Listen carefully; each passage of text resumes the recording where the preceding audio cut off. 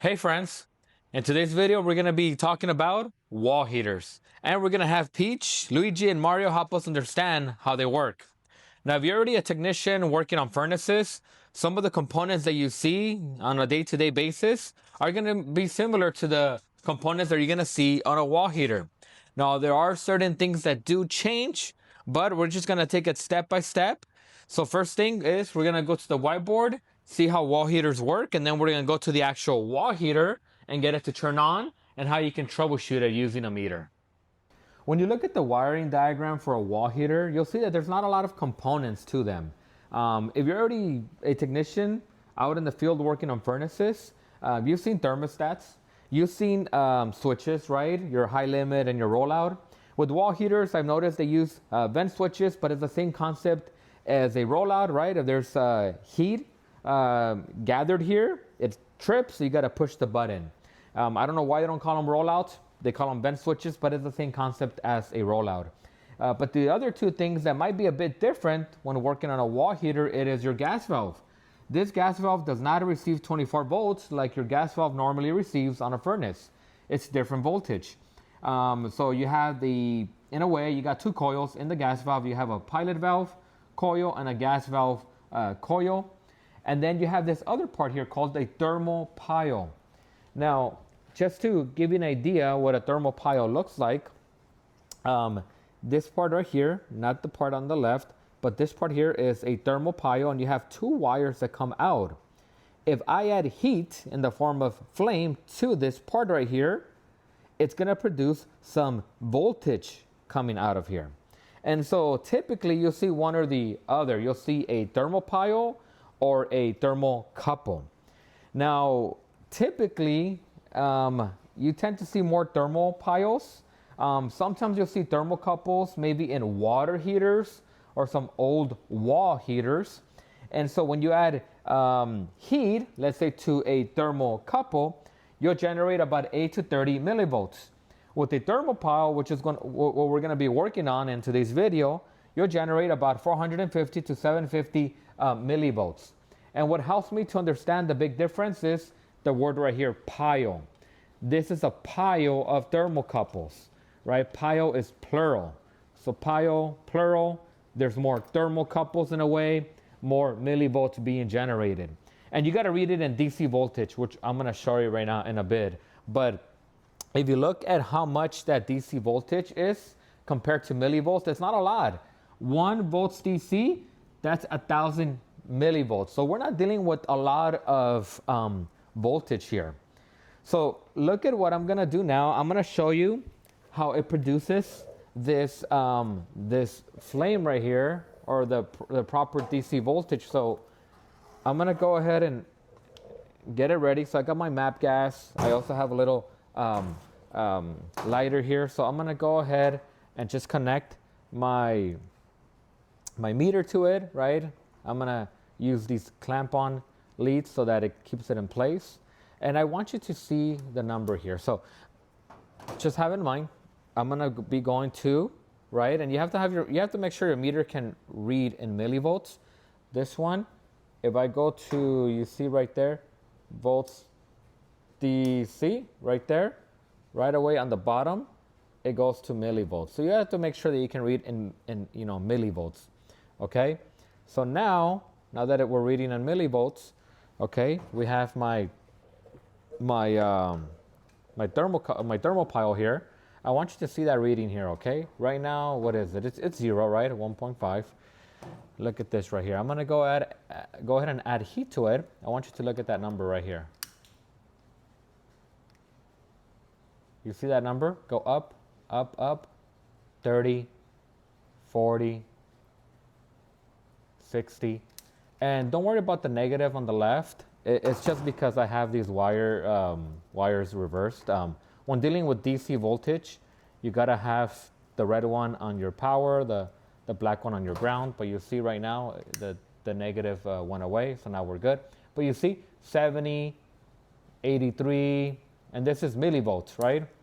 And so then when the flame hits the thermopile, it's producing and generating a DC voltage back this way, right? Yeah, I can use the map gas. This is kind of overkill, but just to show you how it changes pretty fast. Look at that number right there, okay? You see, it's going pretty fast. 133, 203, almost at 300. So, but just have in mind, this is millivolts. It's not even, it's less than one volts DC. It's not a lot. But I just wanted you to see this. You know, these thermopiles, thermocouples, a lot of the times this is what tends to go bad. A lot of the times I've seen people get like some fine cloth and then kind of just clean it, because obviously you want that flame hitting that thermopile. If you have some type of coating or it's dirty, you might not get a good DC voltage back. But a lot of the times it's easy just to replace them, right? Yeah, if it's a little bit of coating and then you kind of just sand it, but not with sandpaper, with fine like steel wool, just to kind of just remove the surface, that could help. But just do this test, right? Go ahead and isolate it from the wall heater. You have the thermopile. Well, first find out if it's a thermocouple or thermopile. But if the thermopile, you add, you know, let's say a lighter to it. It should eventually go all the way up to that range, right? 450 to 750. If not, just replace it.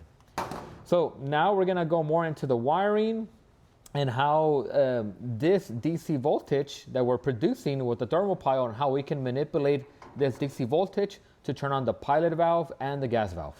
All right, so I have the little pilot flame on, and I'm just doing this first just to show you something. I'm gonna show you how to get that flame to turn on, but look at my thermopile. Look at the voltage that it's generating right now. It's about to hit 400 millivolts DC, right? So I'm reading the 2 wires coming from my thermopile. So it's good, right? So obviously we're dealing with the thermopile that is not working anymore, or maybe it just went bad. You wouldn't get any DC millivolts coming back, or maybe it would be really low. So right now, as you can see, it's going up higher and higher. So like I said, 450 to 750. Other manufacturers will say 250 to 750. So there is a range more or less, but I'm typically looking, it should be reaching at least 400, right? But it's working. This thermopile is working.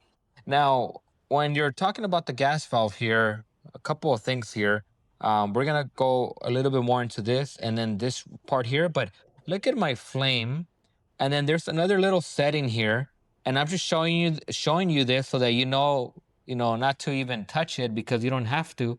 That right there is for your pilot valve, I guess, to send more gas pressure or decrease it. And like I said, we never really even touch that. It's just a little flat, just so I can show you right here. Look at the top part right there. You see, it's gonna turn off right now. Give it a second. See if I can grab it. There we go. You see, it turned off. So I'm gonna go ahead and put it back to where it was at. So we never touched that, just so you know. But now you know that it's kind of to adjust the pressure coming out for your pilot flame. Now this part here, right? This part, there's not too much information on it. You can actually remove that brass cap there, and you can actually adjust it. And so there's a little vent cover here. So if you take this out, you see on the top, there's like a little hole with a little orifice. But typically when you come to these gas valves, you just leave it there. You never even mess with these. I was reading online how this part here can, you can increase or decrease the gas pressure going to your wall heater. And then the little vent here is to, you remove it to read how much output pressure is coming out. You got other articles talking about how there's a little diaphragm and you're supposed to take that off so that it can use atmospheric pressure. But like I said, all the gas valves that I've seen, you just leave the cap on, and then this little brass cap, you just put it back and you don't even mess with that, okay? What we're gonna be messing with in today's video is this part here and then this part right here. That's gonna be important. So right now, I'm gonna go ahead and turn that off, right? Okay, so like I said, we have 2 coils here, okay? So we have two coils in this gas valve. So let me go ahead and remove that for now. okay, we have the pilot valve coil and the gas valve coil. So I know we're not dealing with 24 volts, okay? But just for a second, imagine it is like a contactor coil, a relay coil, a reversing valve coil, okay? Your common is in the middle, okay? That's your common. This is the pilot valves coils hot. This is the gas valves coil hot. So they both in a way share the common. So 24 volts goes here. You send power to your pilot valve coil. 24 volts goes here. You send power to your gas valve coil. Of course, we're using millivolts.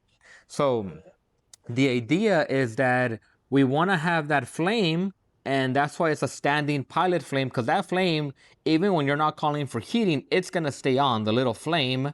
And when you call for heating with the thermostat, then it's going to send power to my gas valve to allow more flames to go to the wall heater, and then more heat, and then it can heat your house. So that's the idea behind it.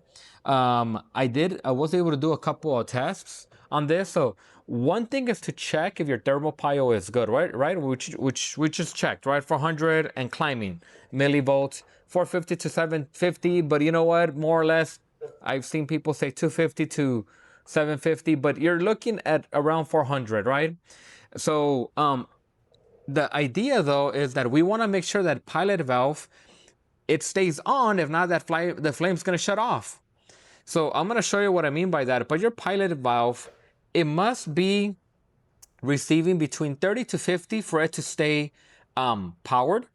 And then I kind of tested it. Once it generates about 70 millivolts, then your gas valve you can actually send power to your gas valve and then send more gas to heat up your house. Okay, so I just wanted to wait a little bit to bring the millivolts all the way down, and which we did from 400 all the way till 10, right? Obviously there's no more flame hitting the thermopile, so we've dropped.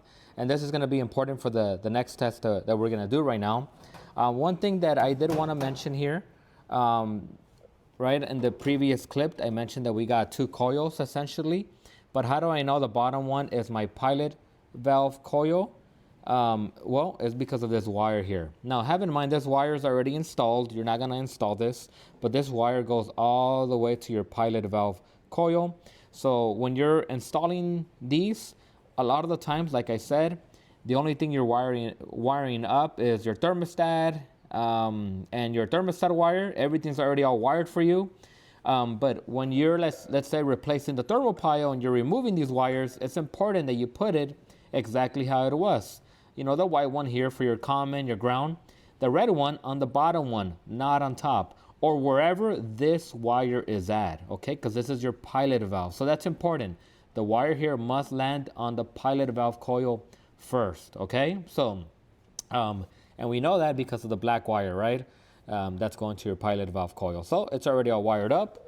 Another thing too, look at this little knob there. I'm sure you've seen these. A couple things to these. You have a little arrow right here, right? This little arrow. And then you have off, pilot, and on, okay? So right now, obviously, because I have the arrow, it's on the off position. We're going to be using the pilot feature right now. So, you know, you want to match it, right? You see arrow and the little arrow there. And when you're in pilot, you're able to push in way more than if you were to have it here. Like right here, I can't push it. It's stuck. But if I go to pilot, you saw it goes all the way in more. So you want to make sure you get that second double push all the way in, because that's going to be important. So now let's go ahead and turn on that pilot flame. So there's a couple ways of doing this. You do have a striker here, so you're able to just push that in, and then the flame will turn on. Obviously, flame's not turning on because we have to hold it on the pilot, right? And by you holding it all the way down, it's allowing a little bit of gas to come out through this tubing here, your pilot tubing, and then you're gonna strike it, and boom, you got flame. So let's see if this little the striker here works. I'm gonna go ahead and push it in all the way, and then strike it. Yep, it worked. It turned on. Now, sometimes this part here goes bad. So what you can do is go to the pilot, hold it, and use a lighter all the way, and then turn it on. You see, boom, we got a flame. So So we just said earlier that the pilot valve, you see 30 to 50 millivolts. 30 to 50 millivolts, that's going to be important because that's going to help this little flame stay on. And that's how these work, right? When you have a when you have a wall heater and you do not have a call for heating, that flame is always going to be on, always. And then when you have a call for heating, then it sends your millivolts to your gas valve, and then you produce, there's more gas going to the flame and then more heat. So, but how do we do it so that that pilot flame stays on? Okay, so this is the mistake that I've made, right? I go ahead and push that, and I want you to see something real quick, okay, right here. I'm gonna go ahead and push this and push the striker, and then I let go. You see, it just, what happened to my flame? Let me do it again. And then I let go. So the key with this, we just said, we need about 30 to 50, right, millivolts for that pilot flame to stay on. So I'm gonna go ahead and wire it up right here, right, just to check. So look at this right here. Okay, right now I have about, let me see if we can see it better here. What is it, 23. What is it, 23? So we need about 30 to 40 because the idea is that we want that flame hitting that thermopile and leave it on so that it generates enough, about that 40 to 50, and then that's going to be enough power to keep that pilot valve coil on all the time. So like I said, let's do it again, okay? Look at that, look at the number right here. You see? You see, it's climbing up, 20, 22, 25, but then I let go, it wasn't enough. I need to still hold it on to get to that 30, 40, 50. So look, I'm gonna go all the way to 50, and then I'm gonna let go, okay? So it's at 35. Let's go ahead and turn on that flame. Boom. 34, 36, 40. Okay, 50. Look what happens when I let go. That pilot flame stayed on because we just said that pilot valve coil needs about 40 to 50 to stay on. But that's why it's important for me to leave that on, right? Be pushing that button initially. Now I don't have to push it because now that I don't have to push it is because I generated enough, what was it, 50 millivolts to now allow gas to continuously go for the pilot flame. So I'll go ahead and repeat that again. Initially, you have to hold it enough until it generates about 50. After that, you can let go because now you're generating enough millivolts to keep that pilot valve coil powered and allowing gas to go through. And now look, I have a pilot flame. So yes, it's important at first to hold it so that you go to that sweet number of 40 and 50, and now you don't have to hold it because now the thermopile is generating enough, about 50, to keep that pilot valve coil powered and allowing gas to go through. And now I got a flame.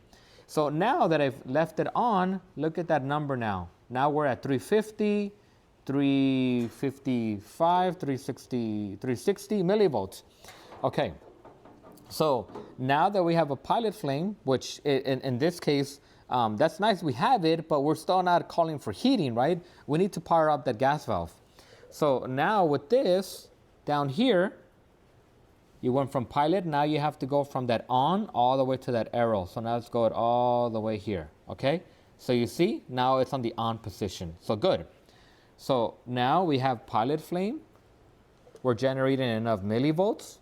So let's be honest, can I do this? And I am gonna remove this, okay? Just so I can show you. Can I technically do this? And look at my pilot flame, there's gonna be more flame coming out. And let me see if I can get a better view here for you guys. Okay, can I technically do this, right? Because we just said that the bottom is my pilot valve coil and the top is my gas valve coil, and the middle one, they're sharing the comm and the ground. Can I just get an alligator clip and then from the bottom go to the top and look at that right there, okay? I want you to look at that right there. Okay, now I was able to hear it and also see it, but I was able to get more flame coming out because there's more gas coming out. Let me take it out. Like, you see how I died down a bit? So now I'm gonna go ahead and do it again, okay? So by me powering up the gas valve, it's sending more gas through to add more flame and more heat to the house. But so I'm gonna confirm it again. Watch, look at that. You see, more flame. Now, but are you really gonna do that? Are you really gonna be on the bottom? Because typically these wall heaters, when you access them, they're on the bottom, right? Are you really gonna be on the bottom on the floor, and then Mrs. Applebottom comes and she tells you, hey, I need heating. Are you really gonna go ahead and just jump her that and that? Like, okay, thank you. And then, it's been an hour, I don't need any heating anymore. Okay, let me take the alligator clip out. You're not gonna be doing that, right? We're not gonna be there. We're not gonna just be connecting an alligator clip from here to here. But this is where my switches come, okay? This is where we're gonna be now wiring up our two switches. And what two switches are we working with? Well, a vent switch, which is a normally closed switch, and my thermostat, okay? So when we come back over here, right? Look at this gas, look at the gas valve right here, okay? So, and we're gonna be using Luigi, Peach, and Mario right now, but we're generating millivolts coming back, and then my common or my ground goes in the middle, right? Peach is already there. And so then as that flame is hitting the thermopile and it generates, right? Because as long as there's flame there, it's gonna be going up, up, up. When it goes up to 50, now it has enough to keep that pilot valve coil on and allowing a little bit of gas to go through, and that pilot flame stays on. But now look at the journey that Mario takes, okay? So then, and this is where we're gonna go into the wiring. You have another wire. You have to have another wire going here. So Mario, his job is to go from here to here. So then he's gonna go, right? He's gonna be driving, right? And so of course, Luigi's already there, right? Because that's for your pilot valve, right? The other wire. Peach is there, but Luigi rather is already there. Peach is already in the common, the ground for your coils. She's already in the castle. She truly loves Mario, not so much Luigi. So she needs Mario to make it all the way over here so they can be happy, right? So you look at the path that it takes. Mario goes through the thermostat, call for heating, great. Then you go, and that vent switch, it better be closed. It better not be open. And if it's closed, you're going all the way, and Mario makes it to your gas valve. And then you have a call for heating. The gas valve sends more output pressure, and then you have more gas, or more heat rather, going to your house to heat your more gas pressure coming into your house to heat it, right? So that's the idea. We're using two coils, right? To and basically the power coming from a thermopile to manipulate that millivolts to then control the pilot valve and the gas valve coil. Okay, so we just said that we need to go from here to there, right? Now we're not gonna be, like I said, Mrs. Applebottom's house and then get an alligator clip from here to here, although that would work, but you would have to be disconnecting it, connecting it to give her some heating to the house, right? So the job is that Mario can go from here and go through his journey and make it through back on this wire and make it back on the gas valve coil, right? Because we just said that Luigi is here, right? Luigi, that's for the pilot valve coil, and then Peach is already waiting for Mario. She's already at the castle. She's common. She's ground. And so Luigi's doing his job, right? Once he gets 40, 50 millivolts, you don't have to leave that button pushed in. It's already supplying enough to keep that pilot valve coil operating without you having to push it in. But now we need Mario to make it all the way over there so that we can send power to your gas valve coil and then produce more heat, right? Actually have the call for heating. So this is what we got going on, and this is normal. You will see two wires on this part here. You will see two wires because this one has to make it over here. So we got that wire coming down, right? And it goes to my thermostat, okay? So we got two wires, right? Just going to it. So like I said earlier, these tend to be battery operated thermostats because we can't supply 24 volts to it because we're not using a transformer. So we got the red wire here and then the white wire for heating over here. So look at that right there. Let me go ahead and just move that so you can see, right? That one's going to W. I'll move that, right? W and then RC, right? And that jumper's already there when you buy the thermostat. It depends which one you get, but one must go to R or W. It doesn't matter. It's just a bridge that opens and closes, right? So once I have a call for heating, right, it's gonna just close the switch, right? So let's go with this. Okay, let's go. This is Mario, right? Mario's going. He comes on this side, right? He's stuck over here. He wants to go from here to that white wire right here, right? And the way he's gonna do that is if there's a call for heating. Let's say there's a call for heating, okay? So then the bridge closes and Mario's gonna be able to go to the white wire. Now let's follow the white wire. That white wire goes all the way to this other wire here, right? It's just a path, and it goes all the way here.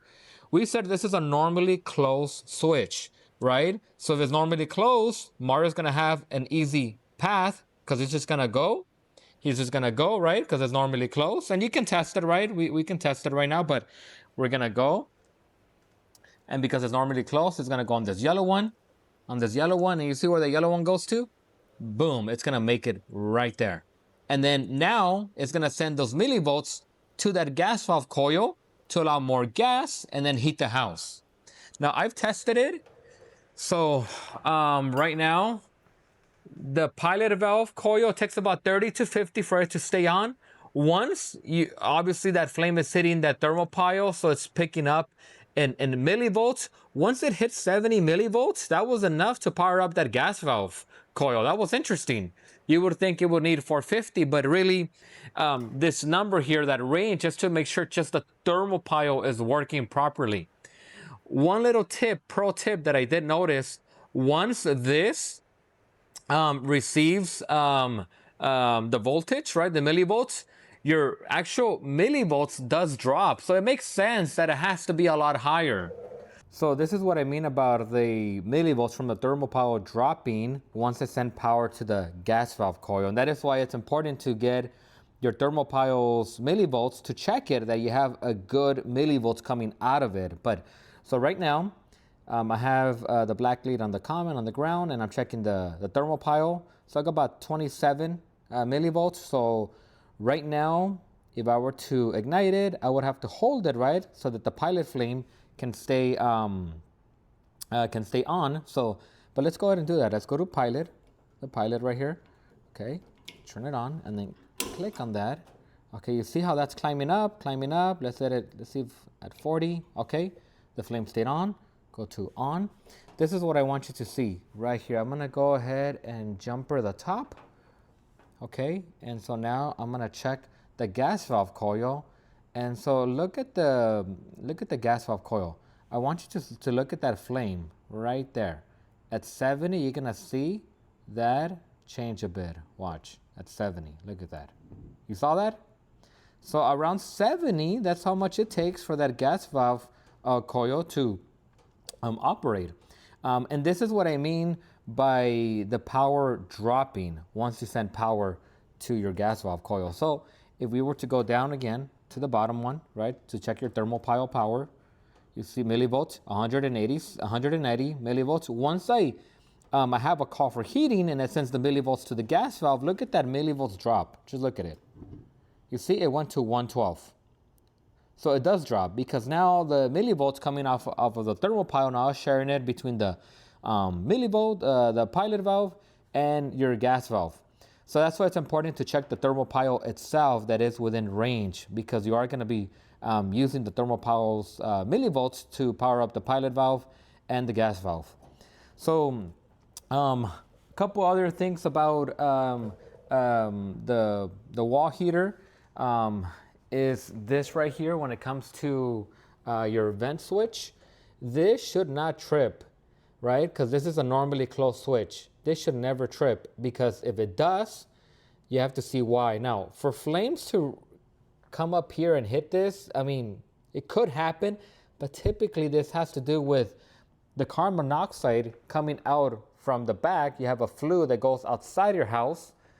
If something were to happen where the carbon monoxide is coming back this way, because carbon monoxide not only is it deadly, but it's also very hot, that would trip, right? But if that trips, then you have to find out why it tripped. You don't just push it and then just walk away. Find out why that trip in the first place. Check the flue. Is it cracked? Check on the bottom, on top of of your roof. Did that cap just collapse so the fumes, the carbon monoxide can't come out? Did that happen? I will check there, and then check the condition of the flue. And it's harder with the flue because it's within the wall.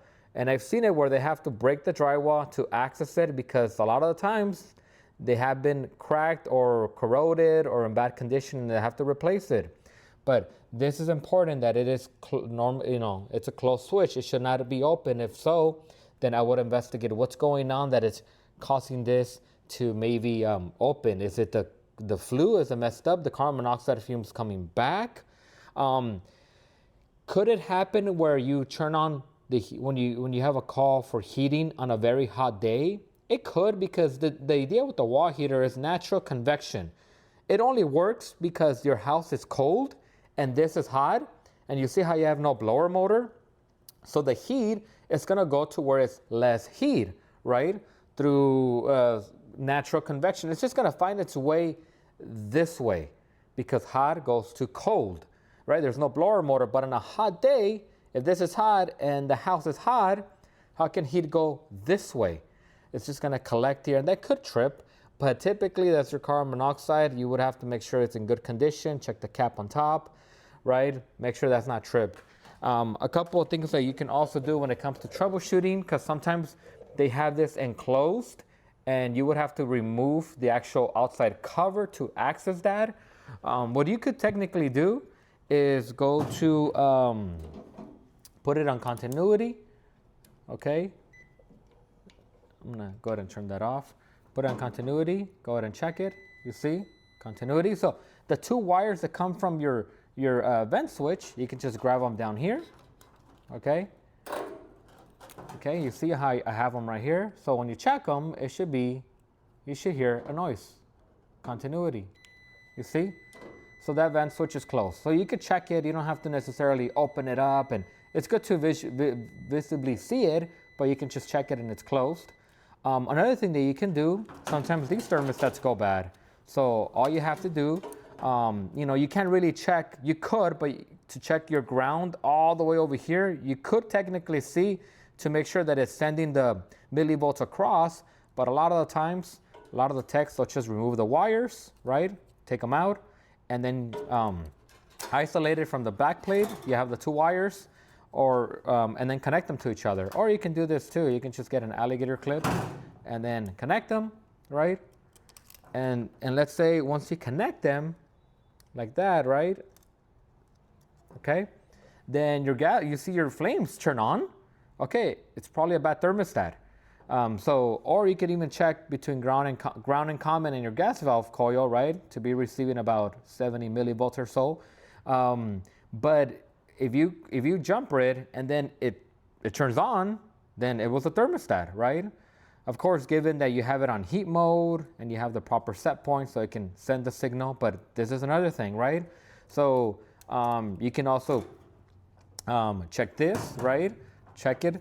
Another thing you can check, and maybe there's, I haven't seen too much information on this, but checking the coils of the gas valve and the pilot valve, right? So let me go ahead and remove these wires here, just so you can see what I'm gonna do. But these are technically coils, right? So they should be able to read resistance, even though it's not 24 volts, but it's still the same concept, right?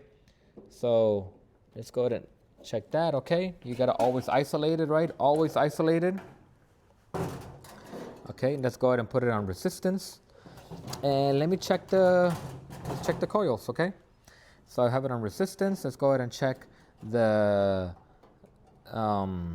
put common here. Put it on common. Okay, and that is not cooperating, so I'm gonna go ahead and change my lead here. Put it on the black one, so I have better control. So okay, let's check it. Let's check the middle one and the pilot valve coil. You see I'm reading 9.9, and then the ground and the gas valve coil, I'm reading 1.6 more or less. You know, interestingly, when I check the pilot valve coil, the hot, and the gas valve coil hot, I read about 11.3. It adds up when you add the pilot valve coil and the gas valve coil. It adds up. So and you can I even wrote it right there, right? Your resistance. So yeah, you should be getting resistance if it's working under the concept of how a coil works. It should not be open line. So there's a way to do it with resistance. You can also check the millivolts, given that the middle one is your common, your ground. Check you have your thermopile power come in here, and then when you have a call for heating, check between common and ground, the middle one and this one. You should be reading 70 millivolts, more or less around there, right? But you got to make sure your thermopile millivolts is good enough. It's got to be 400. It's got to be up there. If not, you got to replace it. And like I said, right, going back over here, right, just to kind of finalize the point right here, right? So the idea is, with the wall heaters, you're using thermopile to generate enough DC voltage because there's a flame there. Initially, you have to push the button, right, for the pilot valve to allow gas to go through. That flame is going to be hitting that. It's going to be going up in millivolts up until you get to 50. Once 50 millivolts, you generate enough to go to your pilot valve coil, and it's the pilot valve coil because, as you saw, the black wire that's already installed, it's already going there. And then your common and your ground, you see it's already going to both coils. Once you have enough millivolts and you have 50 and around 50, now you don't have to push it. The 50 millivolts is like you pushing it, but you don't have to do it because now you have enough. And from this same wire right here, because that flame is still hitting that thermopile, the millivolts is still climbing up and up and up and up. Then you're going to use a wire, in the case of Mario, and it's just going to go through a switch. This is an open switch. It's not a normally open. It's just open or close, right? So it's open. You have a call for heating. Boom. Awesome. And you're just going to continue going. This is normally closed. Go, go, go. So only when you have a call for heating, Mario ends up being over here.